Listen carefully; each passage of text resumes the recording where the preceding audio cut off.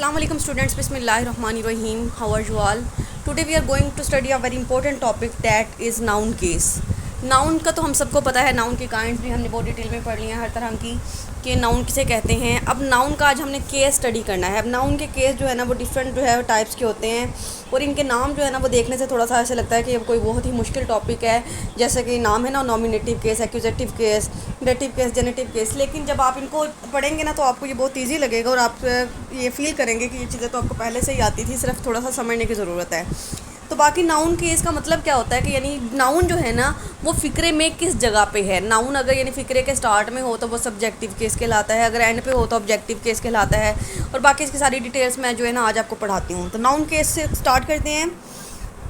The form of the noun which shows in what relation the noun stand to some other word is called its case. यानी वो ये बताता है, noun case जो होता है कि नाउन जो है ना इस किसी सेंटेंस के अंदर जो है किस रिलेशन को शो कर रहा है या किस पोजीशन पे है।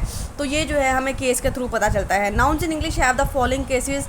अब इंग्लिश में जो नाउन होते हैं उनके ये केसेस होते हैं। नंबर 1 पे नॉमिनेटिव केस, नंबर 2 पे है एक्यूजेटिव केस, नंबर 3 पे है द डेटिव केस, और नंबर 4 पे है द जेनेटिव केस, और नंबर 5 पे है वोकेटिव केस। अब इनकी 1 बाय 1 करके आपको डिटेल पढ़ाती हूँ। स्टार्ट करते हैं the nominative or subjective case. अब सब्जेक्टिव का तो आपको सबको पता है, सब्जेक्टिव का वर्ड जो है वो सब्जेक्ट से निकला है। और सब्जेक्ट हम जानते हैं कि फ़ाइल को कहा जाता है, काम करने वाले को कहा जाता है। मतलब सेंटेंस में जो बंदा कुछ परफॉर्म कर रहा होता है, जिसके थ्रू कुछ हो रहा होता है ना, उसको हम सब्जेक्ट कहते हैं। तो When a noun is used as the subject of a verb, अब जब कोई भी नाउन किसी वर्ब के सब्जेक्ट के तौर पे यूज़ होता है, it is said to be in the nominative or subjective case. तो हम ये कहेंगे कि ये जो है इसका नाउन का नॉमिनेटिव या सब्जेक्टिव केस है। अब फॉर एग्जांपल देखिए, the man killed a rat. अब यानी रैट को किसने किल किया है, किसने मारा है, मैन ने मारा है। तो ये मैन जो है यहाँ पे अपने सब्जेक्टिव केस में है। इसी तरह से अगर ये होता ना कि लॉयन किल्ड द मैन, अब मैन जब एंड पे आना था ना तो फिर ये इसका ऑब्जेक्टिव केस माना जाना था, क्योंकि इसने ऑब्जेक्ट की जगह पे आ जाना। जब ये सब्जेक्ट की जगह पे होगा तो ये इसका सब्जेक्टिव केस कहलाएगा। Here the verb killed expresses the action of killing. यहाँ पे जो वर्ब किल्ड है ना वो ये बताता है कि किल जो है ना, किलिंग जो है ना वो किसके थ्रू हुई है। हु परफॉर्म दिस एक्शन, किसने इसको परफॉर्म किया है, द मैन, मैन ने परफॉर्म किया है, मैन ने कत्ल किया है। Therefore man is the nominative or subjective case. इसके बाद नेक्स्ट देखिए, सेकंड हमारा होता है एक्यूजेटिव केस या फिर ऑब्जेक्टिव केस। एक्यूजेटिव केस या ऑब्जेक्टिव केस जो है ऑब्जेक्टिव से निकला है, ऑब्जेक्टिव का वर्ड ऑब्जेक्ट से निकला है। और ऑब्जेक्ट जो है हमारे फ़िक्रे में मफ़ऊल को कहा जाता है, जिस पे काम हो रहा हो। मतलब जिस पे काम हो रहा हो फ़िक्रे का जो हमारा, मतलब अगर मैं किताब पढ़ रही हूँ, ठीक है, मैं जो हूँ सब्जेक्ट हो गई, पढ़ रही हूँ जो हमारा वर्ब हो जाएगा। और क्या पढ़ रही हूँ, किताब पढ़ रही हूँ ना, तो इसको हम किताब जो है, जो बुक है, वो हमारा ऑब्जेक्ट कहलाएगी। अब देखिए, a noun is said to be in the accusative और objective case if it is used as the object of a verb. अगर एक नाउन जो है ना वो किसी फ़िक्रे में ऑब्जेक्ट की जगह पे इस्तेमाल होता है तो उसको हम उसका नाउन का एक्यूजेटिव या ऑब्जेक्टिव केस कहते हैं।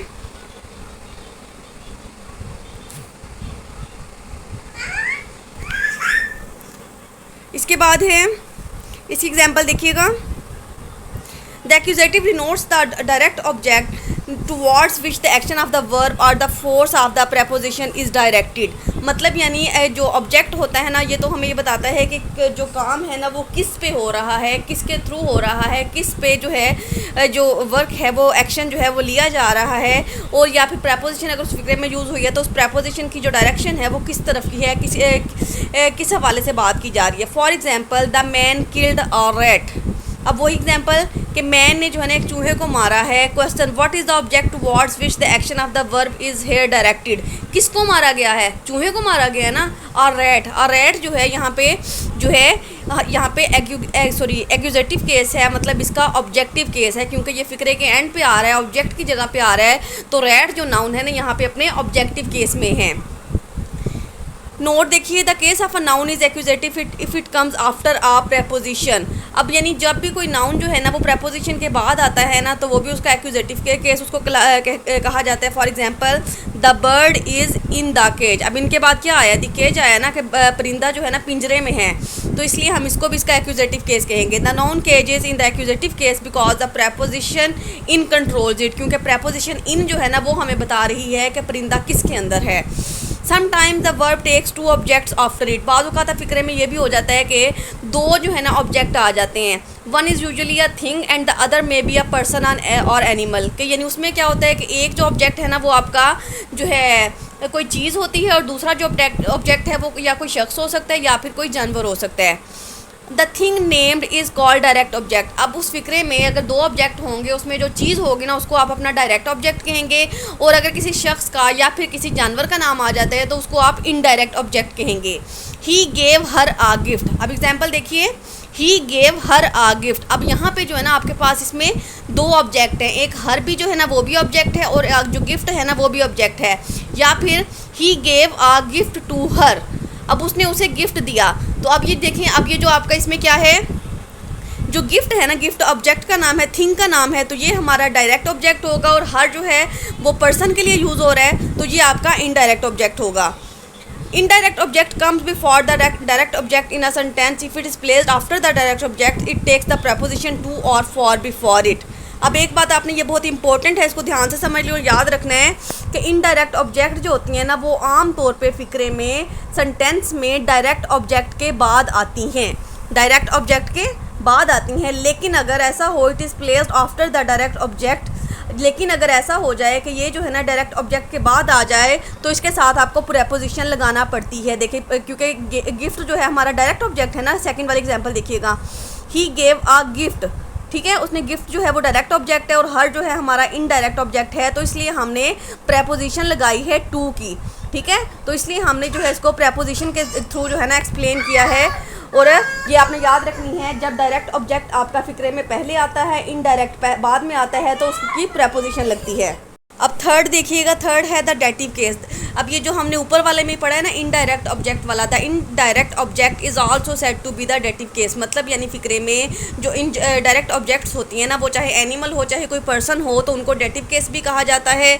इसके बाद नंबर 4 पे है the genitive case. The genitive denotes a possession or relationship. अब जेनेटिव केस जो है ना ये बहुत इंपॉर्टेंट और समझने वाला है, क्योंकि ये जो है ना किसी चीज़ के साथ रिलेशनशिप बताता है और उसकी मलकियत बताता है। For example the rat's tail. अब इसमें किसकी टेल है, चूहे की टेल है, the rat's tail. The man's father. What animal is the owner of the tail, यानी जो टेल है उसका ऑनर कौन है, मालिक कौन है, इसका टेल का ऑनर कौन है, रैट है। Who related to the father, किसके बाप की बात हो रही है, आदमी के बाप की बात हो रही है। Therefore the rat's and the man's are the in genitive case. मतलब यानी जब एपोस्ट्रॉफी लगा के किसी चीज़ का रिलेशनशिप बताया जाता है तो उसको आप उसका जेनेटिव केस कहते हैं। अब जेनेटिव केस को जो है ना पोजेसिव केस भी कहा जाता है, और पोजेसिव केस जो है ना बहुत इंपॉर्टेंट है, इसको आपने बहुत ध्यान से समझना है। अब जो पोजेसिव केस होता है ना वो किस तरह से बनता है, ये जेनेटिव केस जो है वो कैसे बनता है, देखिए, by adding S to the singular noun. मतलब यानी किसी सिंगुलर नाउन के साथ आप जब एस का इजाफा करते हैं तो वो उसका पोजेसिव केस बन जाता है। जैसे कि अली के साथ आपने एपोस्ट्रॉफी लगाई और एस लगाया और साथ में हाउस लिख दिया, अलीज हाउस। इसी तरह से शिप के साथ एपोस्ट्रॉफी लगाई, एस लगाया और क्रू लिख दिया, शिप्स क्रू। इसी तरह से कैट, एपोस्ट्रॉफी और एस का इजाफा किया और टेल, कैट्स टेल, मतलब बिल्ली की दुम। किंग के साथ एपोस्ट्रॉफी लगाई जो है और साथ में एस लगाया और डेथ लिख दिया, किंग्स डेथ, मतलब बादशाह की मौत। सेकंड रूल इसको बनाने के लिए क्या होता है, by adding apostrophe plus S to the plural noun that do not end in the S. अब यानी प्लूरल नाउन्स में भी जो है ना एपोस्ट्रॉफी लगा के एस लगाया जा सकता है, लेकिन उसके लिए शर्त ये होती है कि आपके उस वर्ड के प्लूरल के एंड पे जो है ना एस ना आ रहा हो। मतलब यानी वैसे तो जो मोस्टली जो प्लूरल होते हैं, हमने सिंगुलर प्लूरल में पढ़ा था ना कि उनके साथ एंड पे हमें एस का या ई एस का इजाफा करना पड़ता है। लेकिन ऐसे वर्ड्स भी थे कि जिनके एंड पे एस नहीं आता, मतलब यानी मैन की जमा हमने मैन पढ़ी थी, वुमेन की जमा वीमेन पढ़ी थी, चाइल्ड की जमा चिल्ड्रन पढ़ी थी। तो ऐसे वर्ड्स के साथ भी आप इसी तरह से यही रूल अप्लाई करके जो है वो इजाफा कर सकते हैं, मलकियत बता सकते हैं। Men's shirt, women's college, children's book. Third rule है classical names ending in S usually add only the apostrophe. अब कुछ वर्ड्स ऐसे होते हैं, कुछ क्लासिकल नेम्स ऐसे होते हैं जिनके एंड पे जो है ना ऑलरेडी जो है ना एस लगा हुआ होता है, तो उनकी मलकियत बताने के लिए आप क्या करते हैं कि सिर्फ और सिर्फ एपोस्ट्रॉफी लगाते हैं, एस नहीं लगाते। फॉर एग्जांपल पैथागोरस, पैथागोरस के एंड पे एस आ रहा है ना, तो सिर्फ आपने एपोस्ट्रॉफी लगा देनी है, एस नहीं लगाना। पैथागोरस थ्योरम, इसी तरह से Archimedes law, Sophocles play. Next देखिए, the above rule is also applicable to some biblical names, यानी कुछ जो बिब्लिकल नेम्स होते हैं ना उन पे भी ये रूल जो है ना अप्लाई होता है, जैसे कि मोसेस लॉ, जेसस लॉ, मतलब यानी सिर्फ एपोस्ट्रॉफी लगाएंगे, एस नहीं लगाएंगे। नंबर सी है when there are too many things hissing sound the letter is omitted and only the apostrophe is put. मतलब यानी जब बहुत सी केसेस में ये होता है कि उनके एंड पे जब वो पहले ही जो है ना एस की साउंड दे रही होती हैं, तो उसके एंड पे जब आपने मतलब अब यानी लाजमी नहीं है कि वो वर्ड एस पे ही एंड हो रहा हो। जैसे सेकंड वाला वर्ड देखिए कंसाइंस है, कंसाइंस भी तो मतलब सीन की ही आवाज़ दे रहा है ना, स की आवाज़ दे रहा है ना, हिसिंग साउंड दे रहा है। तो इसके साथ भी मतलब ऐसे तमाम वर्ड्स को जब आपने चेंज करना है तो आपने सिर्फ और सिर्फ एपोस्ट्रॉफी लगानी है, एस नहीं लगाना। For example, for goodness sake, for conscience sake, girls sports और boys college students union for etcetera.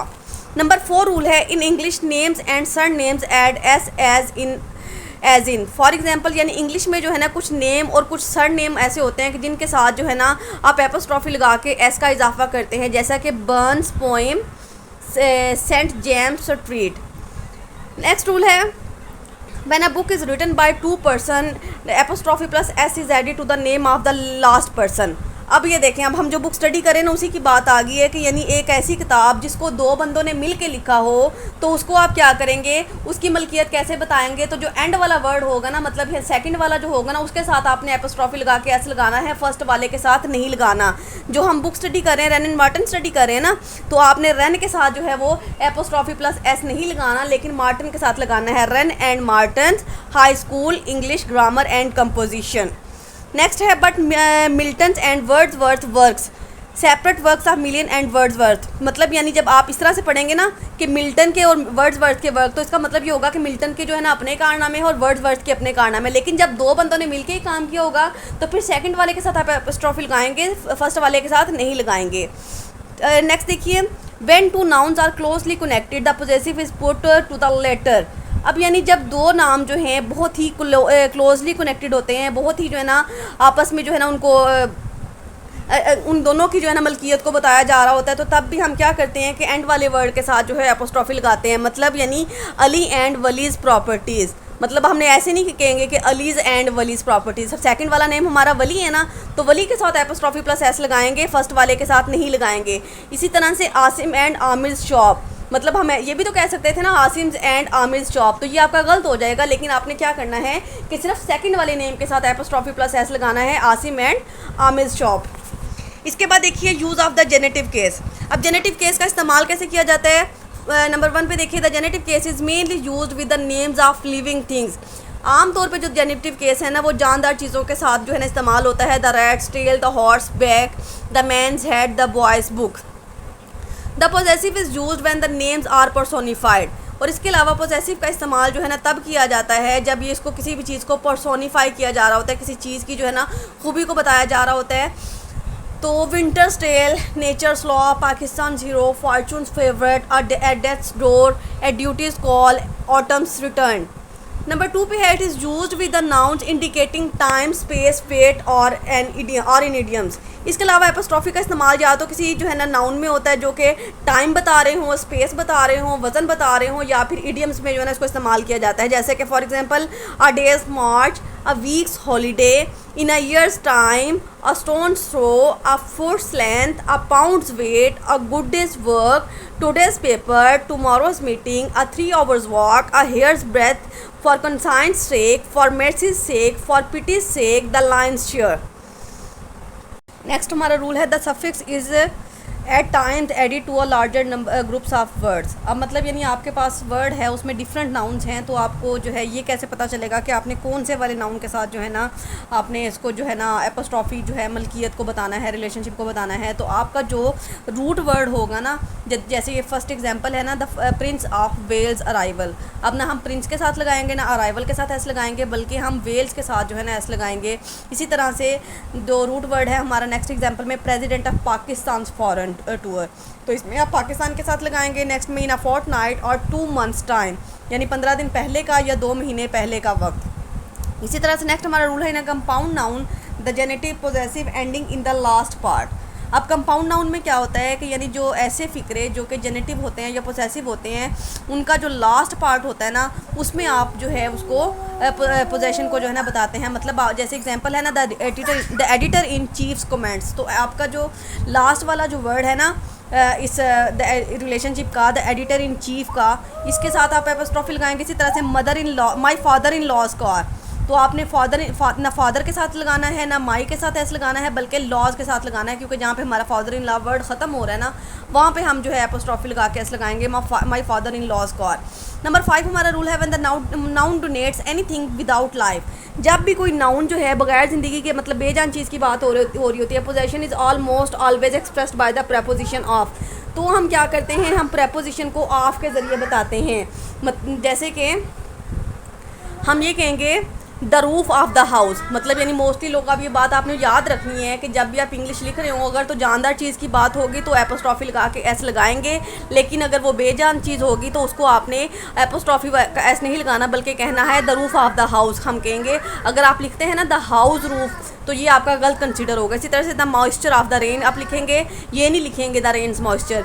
इसी तरह से द लेग्स ऑफ चेयर लिखेंगे, चेयर्स लेग्स नहीं लिखेंगे। फ्लावर्स ऑफ प्लांट्स लिखेंगे, द प्लांट्स फ्लावर्स नहीं लिखेंगे। इसके बाद नेक्स्ट हमारा रूल है elliptical genitives. The genitive is frequently used elliptically without a head word we are referring to business building etcetera. अब इसका मतलब ये है कि जब हम जो है किसी ऐसी चीज़ का या किसी ऐसे नाउन का, किसी बिज़नेस का या किसी बिल्डिंग की बात कर रहे होते हैं, तो उसमें जो है ना आपका जो हेड वर्ड होता है ना वो सम टाइम मिसिंग भी होता है, वो नहीं भी लिखा होता, लेकिन उसके बावजूद जो है ना हमें समझ आ जाती है कि ये किसकी बात हो रही है। For example I must go to the butcher's this morning. अब बुचर्स की जब बात हुई है तो बुचर का मतलब ये तो नहीं होगा कि वो कसाई के पास गया, इसका मतलब कि कसाई की शॉप पे गया, बुचर्स शॉप। जैसे कि नेक्स्ट है my car is better than Ali's.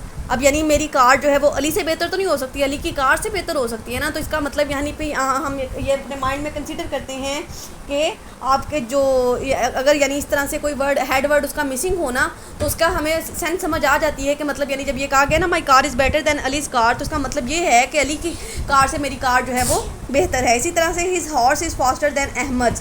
अब उसका घोड़ा जो है ना वो हम ये तो नहीं कहेंगे कि उसका घोड़ा जो है वो अहमद से ज़्यादा तेज़ है, बल्कि उसका घोड़ा जो है अहमद के घोड़े से ज़्यादा तेज़ है। इसी तरह से his courage was like a lion. अब उसका जो हौसला था ना वो एक शेर जैसा था, ये तो नहीं होगा ना, लेकिन हम कहेंगे उसका हौसला जो है ना वो एक शेर के जैसा हौसला है। इसके बाद the head word is sometime omitted to avoid repetition. और बाज़ औक़ात ऐसा होता है कि यानी फ़िक्रे में रेपिटेशन को अवॉइड करने के लिए, क्योंकि रेपिटेशन अगर आप एक ही वर्ड जो है ना फ़िक्रे में बार बार रिपीट करें तो वो आपका इंग्लिश में बहुत बुरा इंप्रेशन पड़ता है। तो इसलिए समटाइम रेपिटेशन को अवॉइड करने के लिए हम कुछ वर्ड्स होते हैं, कुछ हेड वर्ड्स होते हैं जिनको मिस कर देते हैं, एलिमिनेट कर देते हैं या ओमिट कर देते हैं। For example she put her arm through her brother's arm. अब यानी अब बार बार आप पहले आपने बता दिया ना कि यानी उसने अपनी बाजू जो थी ना अपने भाई के बाजू पे रखी। अब सेकंड में टाइम में आपको आम बताने की ज़रूरत नहीं है, आम आप नहीं लगाएंगे। जब आप इतना कह देंगे ना she put her arm through her brother's, तो इसका मतलब क्लियर हो जाएगा कि आपने अपनी बाजू अपने भाई के बाजू पे रखी। इसी तरह से नेक्स्ट हमारा रूल है a noun with genitive is used without the following noun to refer to institution a church college hospital house shop etcetera. मिसाल के तौर पे जब आप बात कर रहे हैं ना कि यानी आप जो है this is the way to Saint Paul's, तो आपका इसका फ़िक्रे का मतलब क्या है। सेंट पॉल का मतलब ये है कि आप सेंट पॉल कैथेड्रल लंदन जो है ना वो उधर जा रहे हैं। इसी तरह से I am going to the chemist, मतलब जब आप कहते हैं कि मैं केमिस्ट के पास जा रहा हूँ तो इसका मतलब है केमिस्ट के एंड पे जो एपोस्ट्रॉफी और एस लगा हुआ है ना, तो ये आपको ये बता रहा है कि आप केमिस्ट की शॉप पे जा रहे हैं। इसी तरह से ही is a teacher at Saint Anthony's. जब वो ये कहा जा रहा है कि एंथोनी के साथ एपोस्ट्रॉफी और एस लगा ना, तो ये आपको ये बता रहा है कि ये जो है ना उस टीचर की बात हो रही है जो सेंट एंथोनी स्कूल का जो है ना टीचर है। इसी तरह से he goes to the grocer's, अब वो ग्रोसर्स के पास जाता है, तो मतलब यानी वो ग्रोसरी करने ग्रोसरी शॉप पे जाता है। She is at the dentist, अब डेंटिस्ट जो लिखा हुआ है ना, इसका मतलब है कि वो डेंटिस्ट के क्लिनिक पे गई या क्लिनिक पे है। इसी तरह से रूल नंबर 8 है, when on one noun is in apposition to another the apostrophe may be dropped from the first. जैसे कि ये एग्जांपल है, have you visited mister Ali the doctor's clinic, यानी ये जो डॉक्टर का क्लिनिक है ना ये मिस्टर अली का है, तो इसलिए जो है एपोस्ट्रॉफी आप एक ही लगाएंगे। आप ये नहीं कहेंगे कि मिस्टर अली के साथ भी जो है एपोस्ट्रॉफी लगा दें और उसके क्लिनिक के डॉक्टर्स के साथ भी लगा दें। मतलब यानी आपने जो है ये बताया है कि ये जो आपने जो है डॉक्टर अली का जो क्लिनिक है वो विज़िट किया है। Here the doctor called Ali is refer to, मतलब यानी जो डॉक्टर का क्लिनिक है ना वो अली की ही बात हो रही है। नेक्स्ट देखिए, if there is a doubt in the usages of noun in possessive case और with the preposition of, it should be remember that possessive case is use to show the ownership और possession. In order to avoid any ambiguity, the construction of should be used.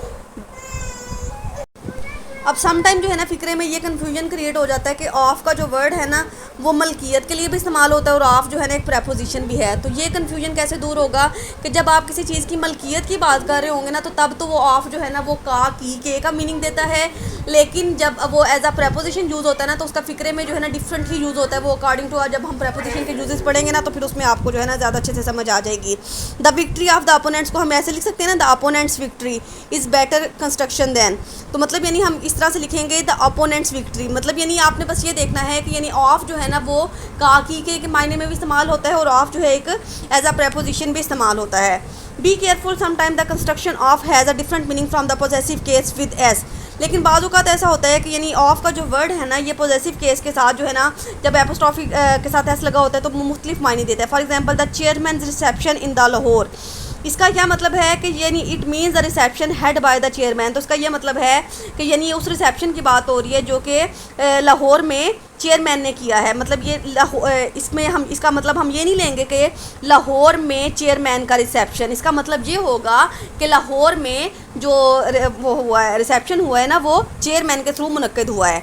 इसी तरह से the reception of the chairman in Lahore it means the manner in which the people received him in Lahore. तो यानी अगर आप इसको जो है तरतीब को चेंज कर लें, ऐसे कह दें the reception of the chairman in Lahore, तो इसका मतलब ये होगा कि यानी जब लाहौर में चेयरमैन पहुंचा है तो उसका रिसेप्शन, उसको वेलकम, उसको रिसीव के लोगों ने किस तरह से किया है। तो अब आपको ये बात समझ आ गई होगी कि एपोस्ट्रॉफी और ऑफ के जो है ना यूज़ होने से फ़िक्रे के मायने में किस हद तक जो है ना तब्दीलियाँ आ जाती हैं।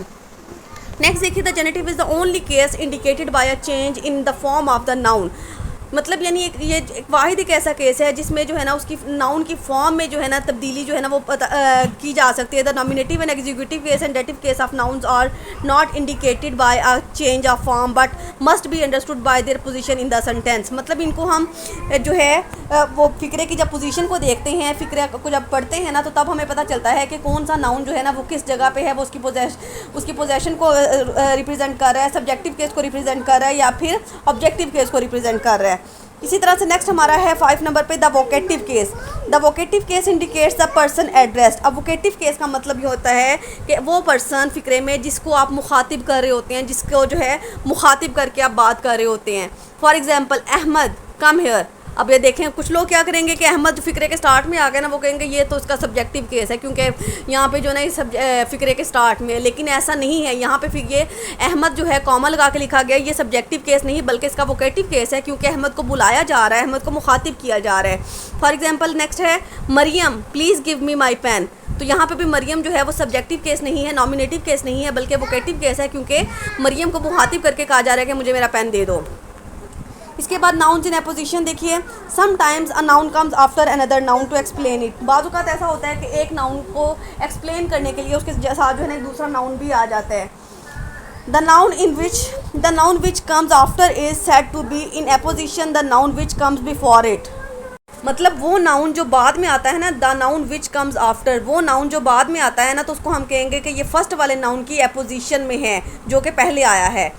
फॉर एग्जाम्पल मिस्टर अली और teacher is a competent person. अब मिस्टर अली जो है ना वो भी एक नाउन है और टीचर जो है ना वो भी एक नाउन है। अब मिस्टर अली जो है ना वो ये जो है उसके बारे में बताया जा रहा है कि ये हमारा टीचर है जो कि एक कॉम्पिटेंट पर्सन है।